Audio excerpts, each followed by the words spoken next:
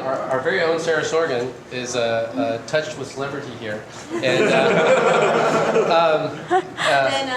ran into her at a wedding last June, I think. Yeah. Is there any other details of your relationship that you want to kind of... She said, I'm moving to LA.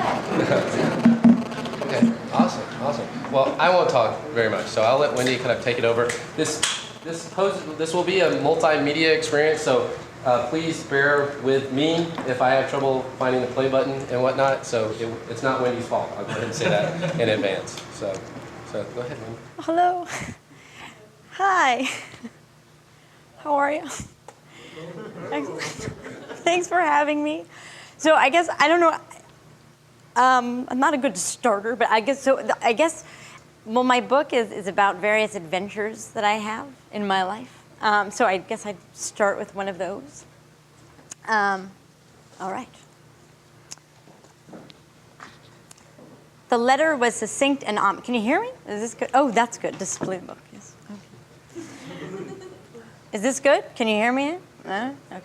The letter was succinct and ominous. Dear student, come to our main headquarters on Lexington Avenue at 9 a.m. on Monday, June 16th. You will get a job.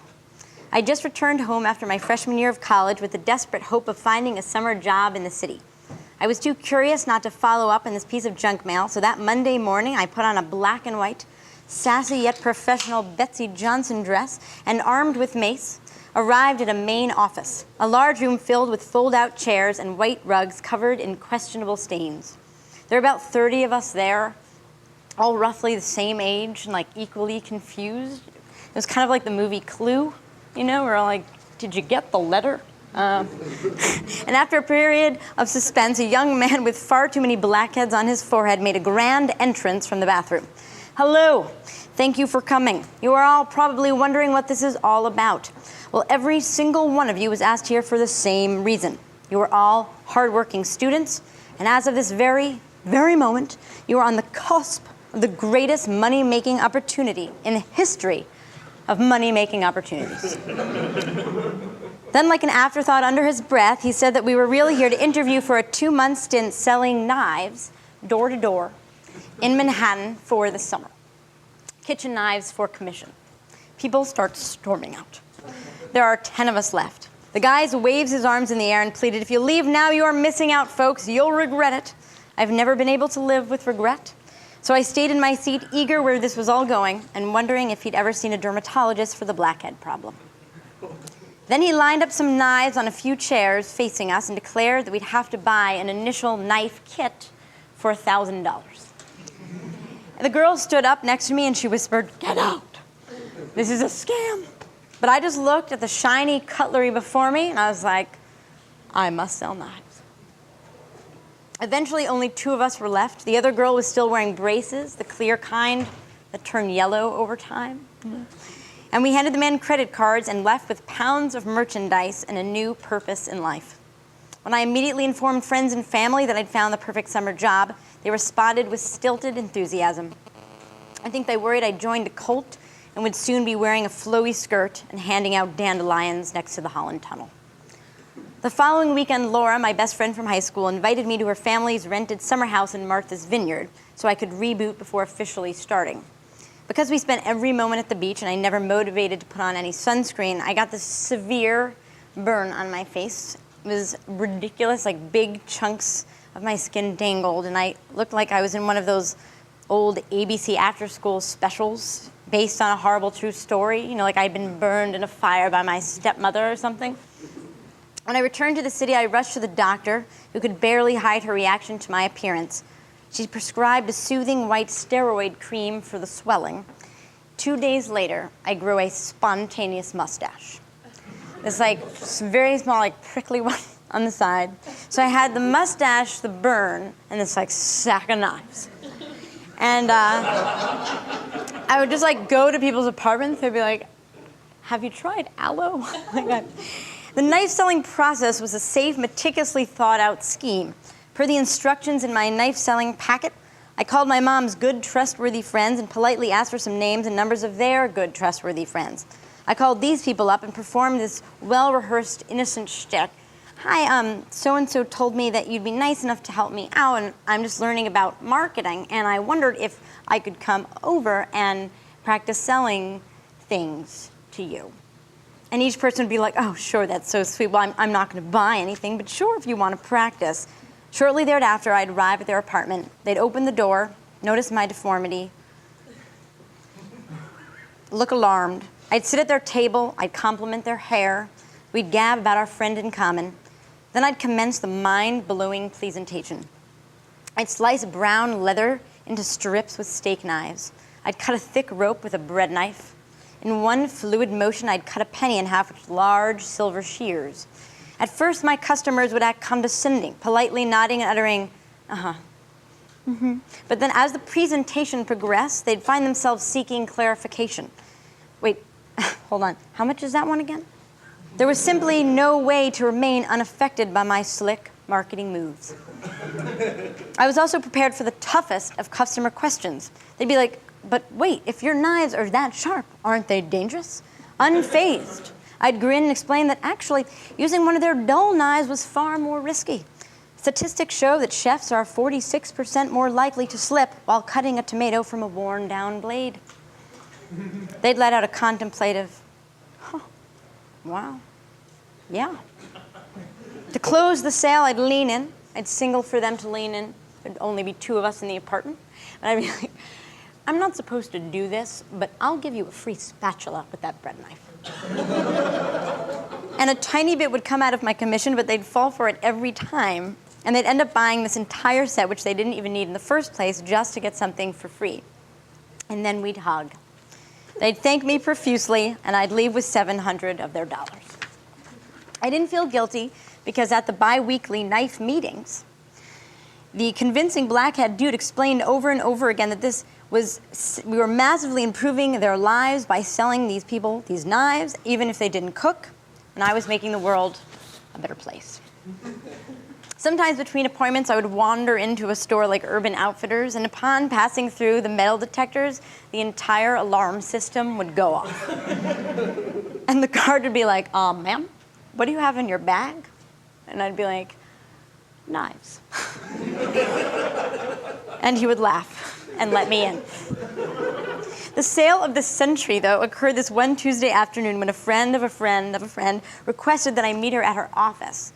And I exited the elevator and walked through the corporate glass double doors, and a middle-aged receptionist was like, are you the knife woman? And I was like, I guess.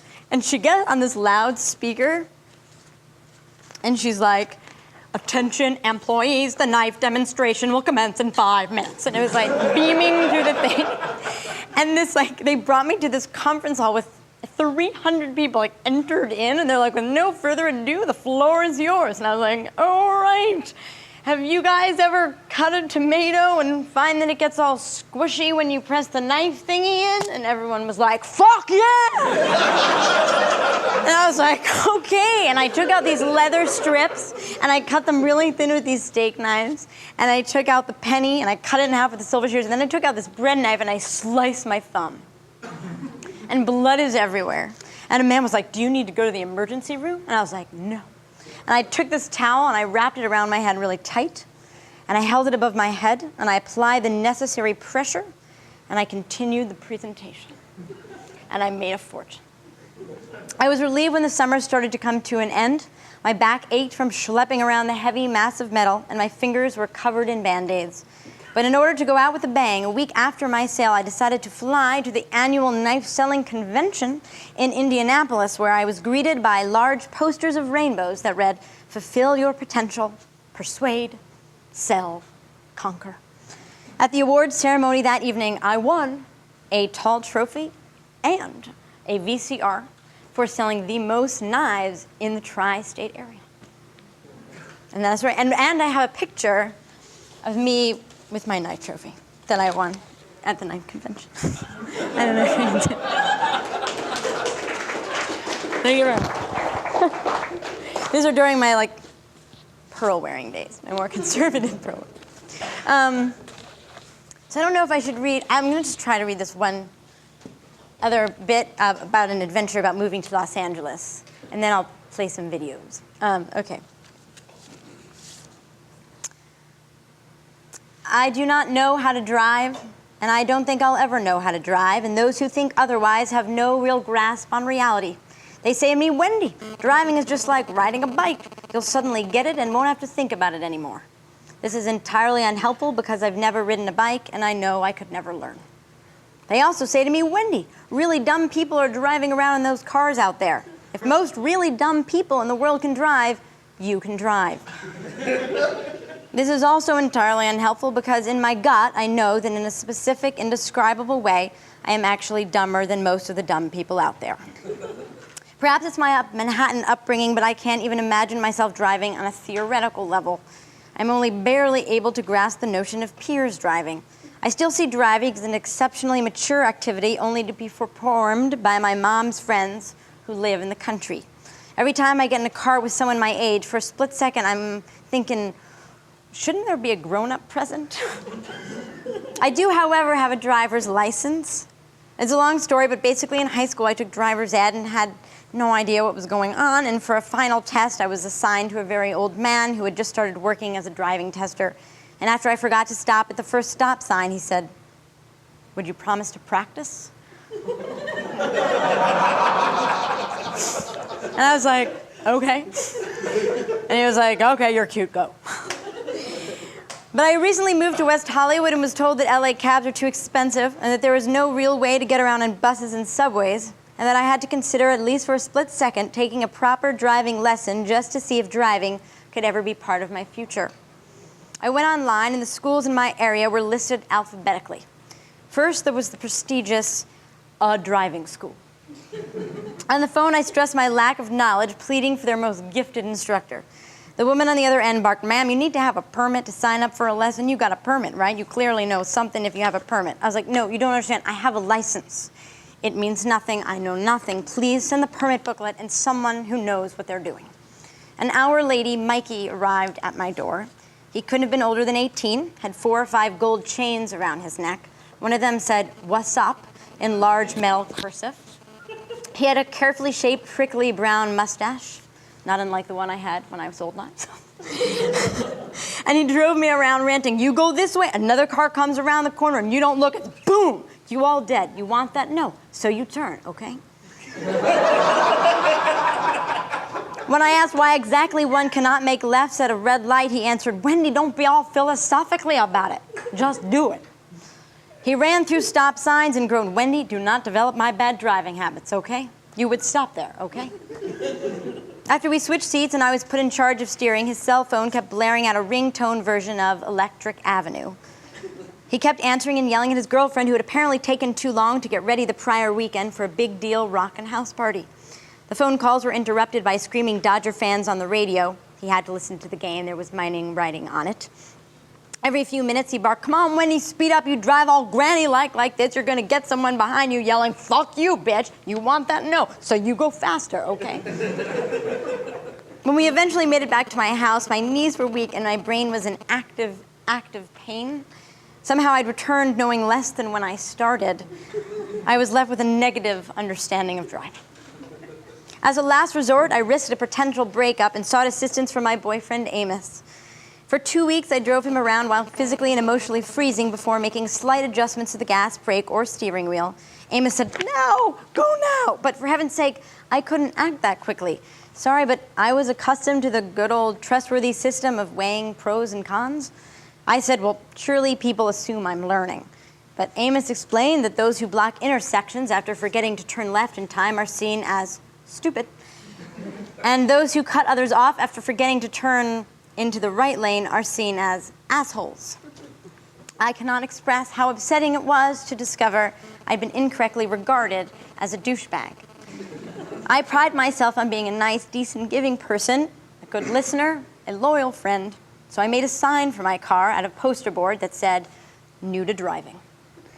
And I taped it to the back window so that if someone honked and cursed at me, I could look back at them and go, "Can't you read signs, asshole?" I'm new to driving. I then officially decided to call my car Mini Driver. I'm against naming cars because it's downright lame, but I made an exception to my own rule because traveling around with a pun based on an overly hyped midlife crisis English actress somehow made me feel more at ease. The next day, I took the car out by myself for the first time. I was slightly less freaked out knowing that my car had a good name and that my sign was in place. I thought, is this minor errand really worth risking death? Both mine and others? Do I really need Swiffer refills? Maybe I can get down on my hands and knees and wash the kitchen floor stains with pore cleanser. Do I really need my birth control prescription? Maybe we'll get lucky with the rhythm method. But I headed out, and I've been driving around all alone with my sign for a few months now. And I've been forced to carry on this surreal internal dialogue in which I seek driving advice from myself, even though I've told myself 100 times that I don't have the kind of information I'm looking for. And there was one brief drive-in moment the other day, one moment when I was really driving, and I was on Melrose Animal, and it was this very lovely weather, and I made the smoothest left onto the suburban side street off Melrose, and I smiled and I leaned back and I glanced at the rearview mirror, and I moved my hands from 10 and 2 to 8 and 4, and I was still me, but I was like a grown-up version or something, and it was kind of fun. And then I took a door off of a Mercedes. And this guy opened his door just as I drove by, and no one was hurt, and the insurance company says it was technically his fault, but holy shit. And yet, I swear, right before that happened, I had a real adult driving moment. Thank you. And I drove here today. Damn it. So that was great. But I needed help. Sarah was most calming on my drive. So the other big chunk of my book is about my family. And my mother is this very small little sex therapist woman. And she's got like 9 layers of shoulder pads. And she's been increasingly worried about my writing. And I just found this voicemail that she left me after I wrote an article for Esquire magazine a couple months ago. And my boyfriend had just gotten a promotion. And hopefully you'll read the book and maybe you'll hear her voice. So if you want to play the CD. Yeah, this is the CD. I don't know, I was stoned, I thought this was funny, but it might not be fun. I think it's funny. Maybe I'll sit down.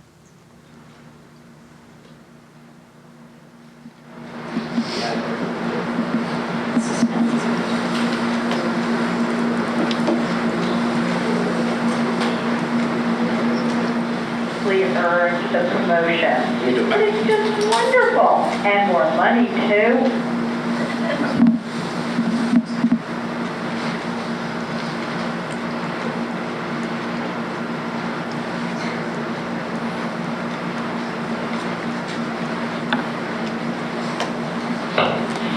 Hey, Amos, that's fabulous. That's so exciting.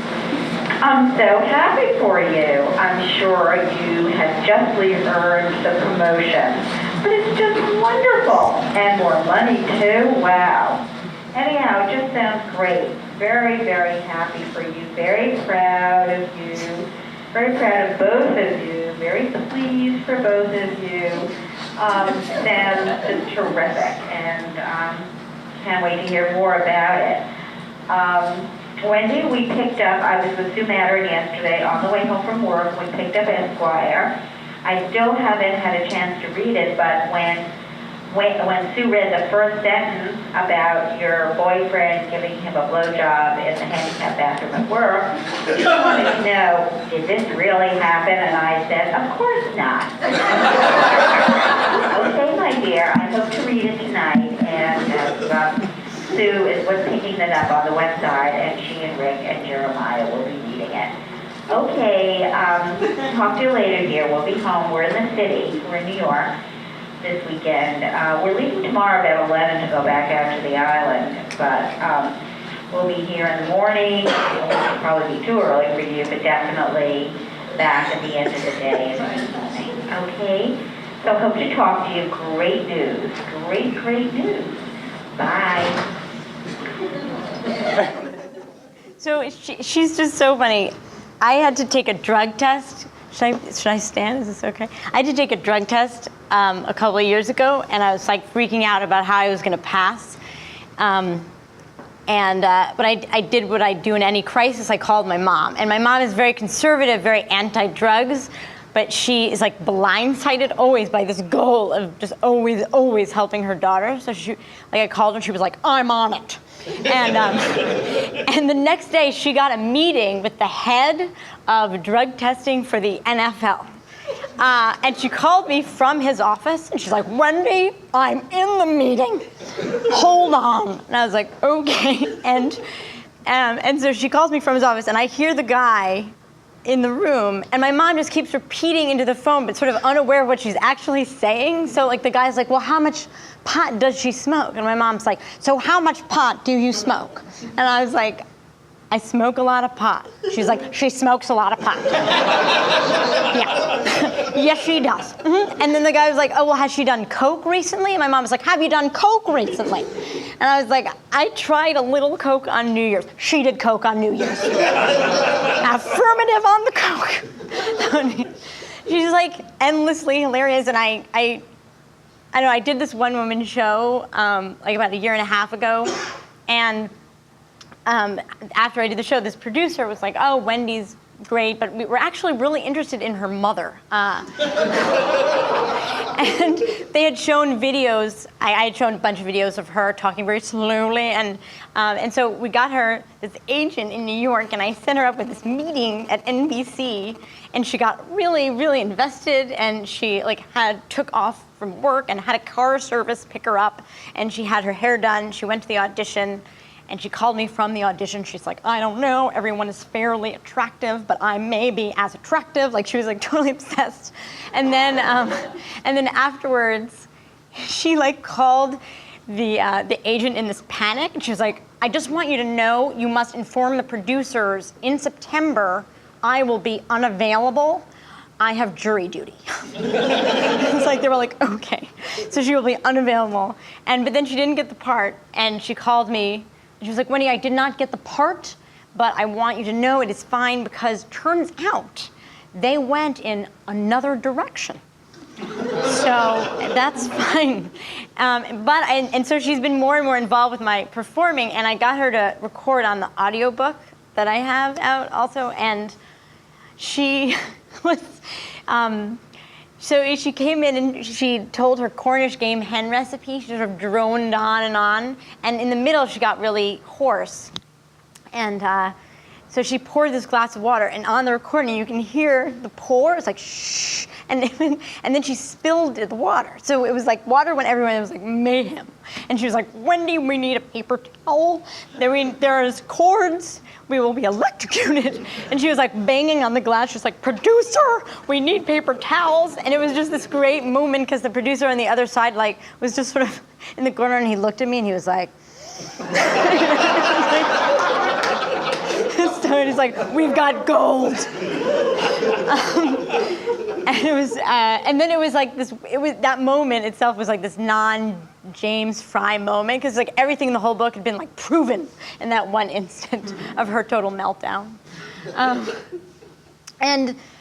So the other, like my family, my paternal grandparents are also big characters in the book, and I have a short excerpt I can read from them and then show you some videos of them.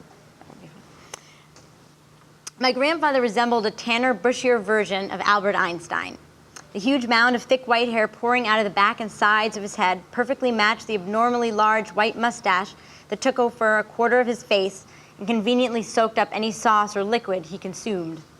My grandfather made it his life's work to capture seemingly every second of my childhood on tape, which he then logged into a comprehensive library.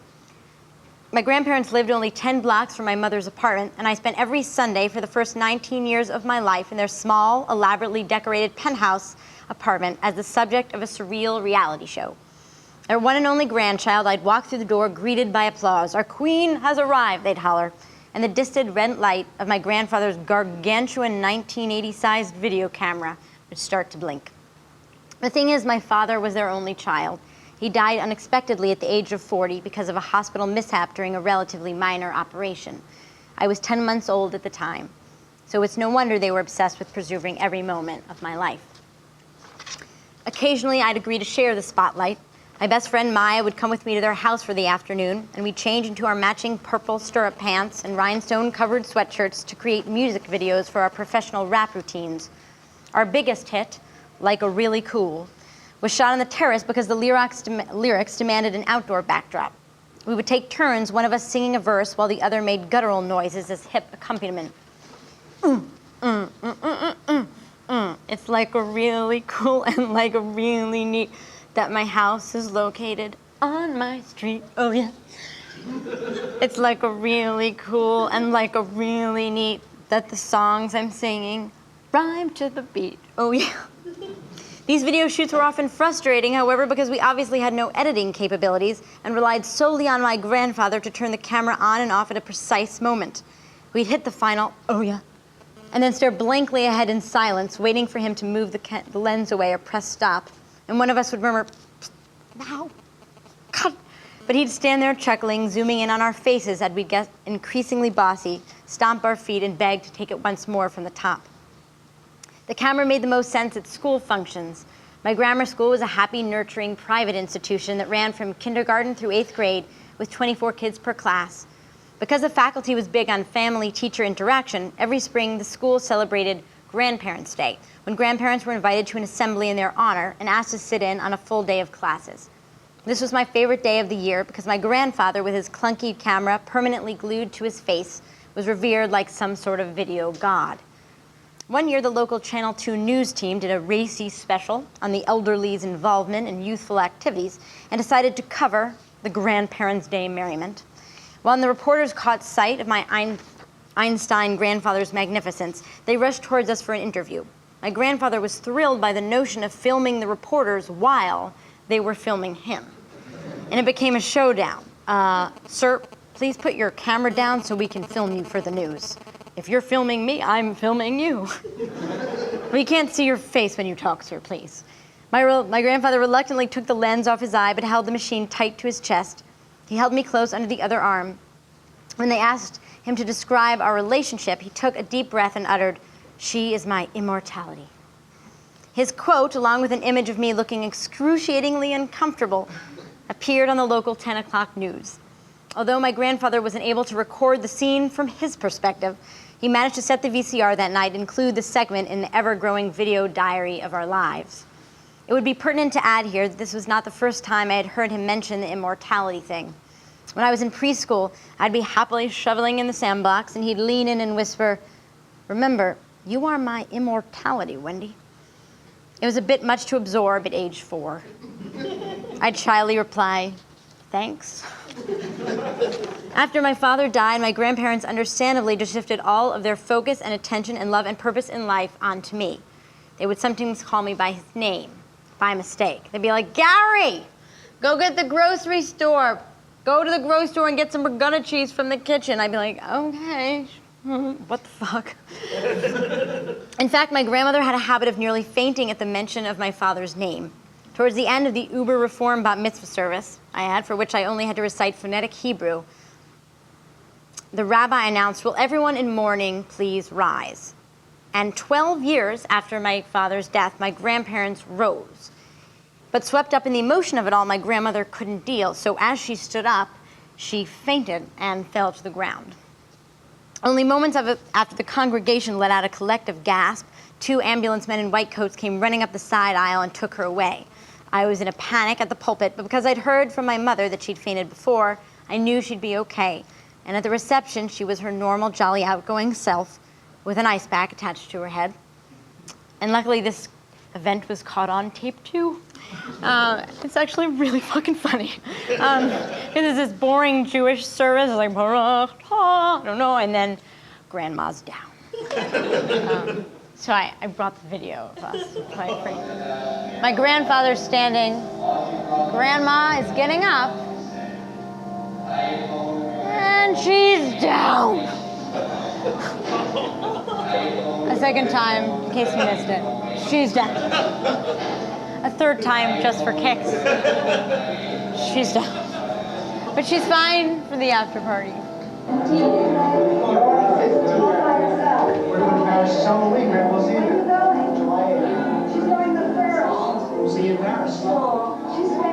That's my grandfather Einstein.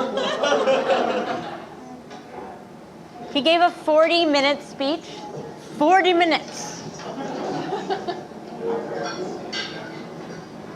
We're so grateful that you have joined us in celebrating this great event in Wendy's life, who is not only charm personified and a determination to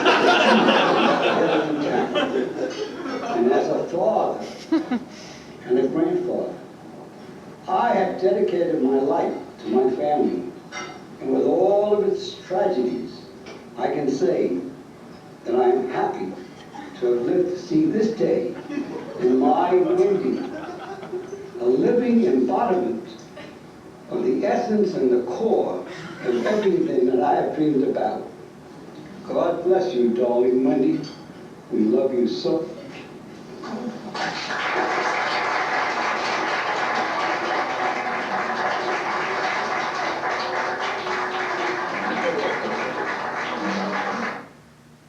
And this is the news footage that appeared on the 10 o'clock news. A very vital relationship. Tonight, in a special report, Dr. Frank Fields tells us how he has managed to achieve the joy of grandparenting and become a grander grandparent. There's no such thing as too much grandparent for grandchildren. And note that this is from Dr. Arthur Kornhaber from the Foundation for Grandparenting. Whatever the fuck that is. Like, foundation. I don't know. Sometimes the parents, until they feel what, grandparents are intrusive and controlling. We have a wonderful relationship. I love being with them. I play with her and I dance with them too. Natural love for the grandchildren can be fulfilled in many ways. Being there when needed, or just by simply being there. She is my immortality. Frank Field, Channel 2 News. And that is it for us for today. So the last story I just wanted to read was just one of my favorite stories from the book. Totally unrelated to any family shit, but I don't know. How are we doing on time? It's almost 1, so I have time to read one more? Should I read? Okay. Last Wednesday, I saw a wobbly toddler wearing flared green pants. I wandered into the bread aisle of the supermarket, and there he was by a pile of pita. His legs were so short that the flare took up most of each pant, so he looked like he was wearing triangles. He was learning to walk, but afraid to lift one of his feet, so only went in a circle. His tall, unshaven father turned to me before carrying him away and shrugged, "He likes to pivot." The whole scenario was pretty damn cute. I looked at a blonde woman standing nearby who had also witnessed the scene and hoped we would bond about it all. But she only smiled mildly as if to say, "That's nice, but I'm late for a hair appointment and I don't know either of you." It wasn't a matter of opinion. The father's comment was witty, and the overall scene with triangular pants and the circular motion was, at the very least, amusing. I didn't expect us to launch into full-on girly hysterics, but a little more acknowledgement on her part would have been nice. I felt a little rejected. I was forced to have a private joke with myself, and it was totally great. It was, just not as great as it could have been if she'd shared it with me. I mean, if a toddler pivots in flared pants and nobody else shares it with you, did it really happen? Not completely. It's probably a little like bungee jumping. I would imagine the event really isn't over until you get home and start making some phone calls.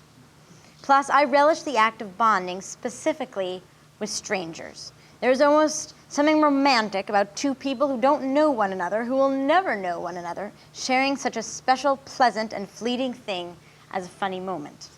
My most rewarding episode of stranger bonding to date transpired at a wedding in New York City last summer. An acquaintance from my sociology class in college had sent me an invitation to her wedding, even though we hadn't spoken since second semester sophomore year. We had no friends in common, so I didn't know anyone going. I wasn't even allowed to bring a date. But since she'd thought of me and I didn't have any other plans, I felt obligated to attend. The reception was pretty large, maybe 250 guests, and located in a long dining hall smothered in lilacs. A gargantuan chandelier poised to rain down daggers of glass at any moment swayed high above our heads. I was seated at table 31 with 11 people I had never met before, 6 men and 5 women of varying ages. Immediately, we politely expressed our contrived faith in the couple's success. I at least had nagging doubts. I obviously wished them well, but the mere fact that Jane and Rob had considered me enough of a dear friend to be part of this special day suggested a skewed understanding of human relationships in general and a probable separation within the year.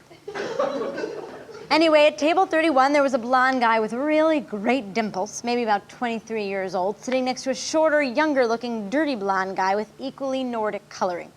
They had the kind of rosy cheeks people get after being out in the snow for an extended period of time, and I hope they modeled for Patagonia. After we placed our orders and received our small Gordon salads, I saw that the two had started to snuggle and kiss. I was pleased because they made an excruciatingly gorgeous couple. But within minutes, the hugging and kissing devolved into public displays of affection from another universe. They were completely entwined, one leg over the other's lap. They were tickling one another's neck and armpits with arugula.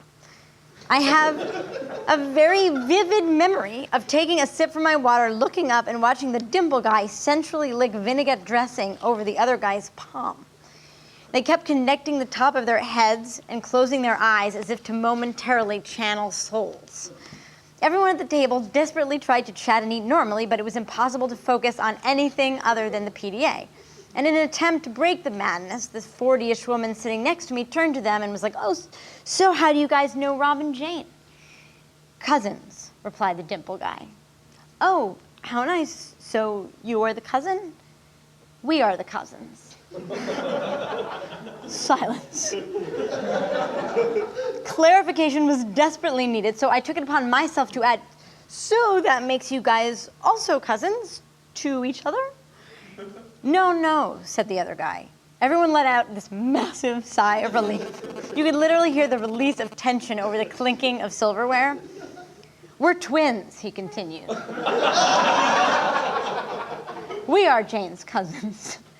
I thought, it doesn't get better than this. But then it did, because as I looked around at the strangers at table 31, I felt instant camaraderie.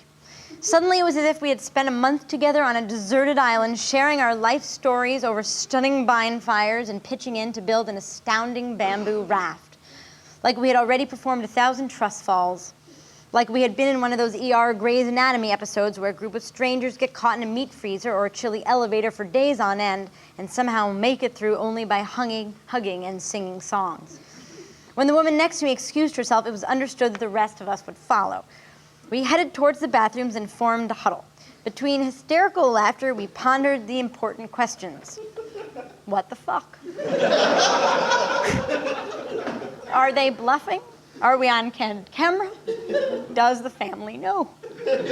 Writhing in excitement, I marched back into the reception and headed straight to the main table where the bride and groom were formally picking at their meal. After I congratulated them again on the lovely decorations, I added, "And I love my table too, and your cousins are adorable. They are your cousins, right?" The bride responded, "Yeah, the twins are great. Aren't they so hot? So glad you like everyone." "Right," I said, later. I ran back to the bathroom and confirmed that the blondes were indeed relatives of the bridal party and relatives of one another. Our plan was to return to the table, stare, and hope that one of us would think of a probing yet non-judgmental sounding question. But when we got back to our seats, the cousins were nowhere in sight. It became clear that the mysterious duo had left the wedding altogether, and we nibbled at our food while analyzing the insanity. And after the lemon cake was cleared, it was difficult to say goodbye. "Well, nice meeting you guys," I said. "Love sharing those moments with you." Although we had barely exchanged names, we then spent 30 minutes writing down our email addresses on Jane and Rob embossed napkins. It was obvious that no one planned on actually keeping in touch, but it was necessary to go through the motions because after watching ridiculously good-looking male twins passionately make out, we had become a tight-knit family. Sometimes people don't believe me when I tell the story. And that can feel frustrating. But it's fundamentally okay, because the other members of Table 31 were part of that experience too. They were right there with me, totally on my wavelength. Together we saw one brother tickle another brother with arugula. And that makes me feel a tiny bit less alone in this world. And I trust that although we will never speak again, our bond continues to be just as strong as it was that humid day in June. That was the end.